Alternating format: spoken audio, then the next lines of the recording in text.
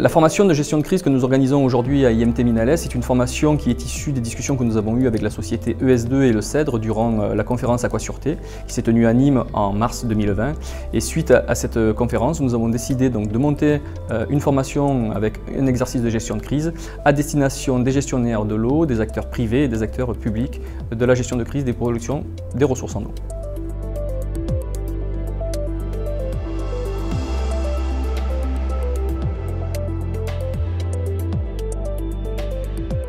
Alors le CEDRE, qui est un centre d'expertise sur les pollutions accidentelles des eaux, a souhaité s'associer aux compétences de l'IMT en matière de gestion de crise et à celles d'ES2 en matière de métier de distribution de l'eau pour proposer une nouvelle formation en matière de gestion de crise de la pollution qui affecte la ressource en eau. C'est un constat qu'on a fait depuis plusieurs années. La formation des intervenants dans le domaine des pollutions accidentelles des eaux douces semble déclinante et il y avait un fort besoin de notre point de vue de combler ce manque et de ramener les personnes, les différents intervenants sur ce type de pollution autour d'une même table pour échanger.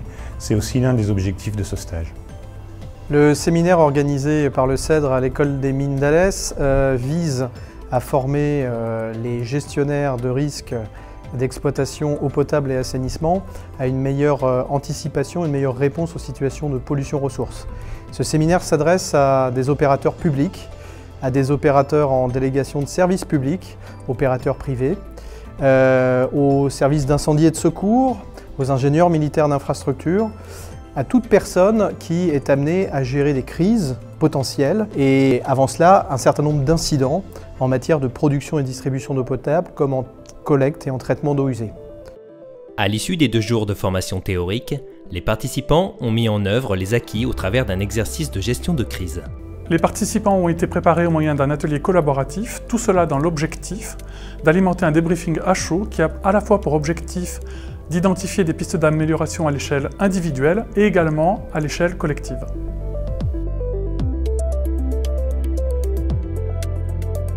La formation co-organisée par le CEDRE, ES2 et l'IMT Minales va se terminer par un exercice de gestion de crise. Le scénario de cet exercice de gestion de crise a été co-construit entre les 3 organismes et va permettre à 2 groupes de joueurs de vivre le même phénomène, le même scénario d'événements relatif à la pollution d'une gestion de ressources en eau et de dérouler donc une séquence de gestion de crise relative à la pollution de cette ressource en eau, ce qui va leur permettre de mettre en pratique les éléments théoriques qu'ils auront vus les 2 premiers jours de la formation. Un petit point de situation pour commencer, d'accord? Comme ça on se cale tous. Durant l'exercice, les animateurs vont interagir avec les participants, y compris par des réseaux sociaux simulés. Bonjour, ici le COD de la préfecture de La Roche-sur-Yon. Vous aviez des remontées d'informations parce qu'a priori on a peut-être une problématique de pollution du plan d'eau à venir. Les participants seront observés au moyen de grilles d'analyse sur leur capacité à faire un partage efficace de l'information ainsi que de prendre des décisions collaboratives. Des échanges avec la presse, selon différents formats, sont intégrés dans le scénario. Donc quels sont vos moyens pour lutter à terme contre cette pollution? Alors aujourd'hui, moi mon objectif prioritaire c'est vraiment de distribuer de l'eau potable aux gens. Donc ça je le dis et je le reconfirme, on est sûr que dans les jours à venir, on a une capacité de distribuer de l'eau potable au robinet aux gens sur les semaines à venir. Les personnes formées auront à prendre des décisions en urgence pour minimiser les conséquences de l'événement sur les enjeux du territoire, principalement des enjeux humains, infrastructurels et environnementaux. Ce fut une formation très intéressante où ça m'a permis d'approfondir pas mal de connaissances en termes de gestion de crise, de fonctionnement de cellules de crise. Je me suis inscrit à cette formation parce que je voulais savoir comment le système français fonctionne. C'est important parce que je pense que ça a permis de montrer, que ce soit aux sapeurs-pompiers ou aux spécialistes de l'eau, les différents enjeux qu'ils avaient à leur niveau.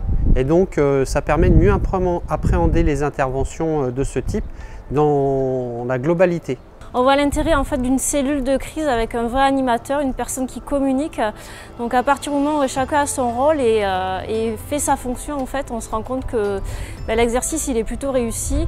Et si on commence effectivement à être pollué par des choses qu'on n'a pas à traiter, ça peut vite déraper. On se rend compte que la communication aussi est vraiment l'élément essentiel. Donc je trouvais que c'était très intéressant. On est vraiment plongé en plein dedans et on apprend beaucoup de choses qu'on saura réappliquer, enfin en tout cas on l'espère, dans nos métiers respectifs.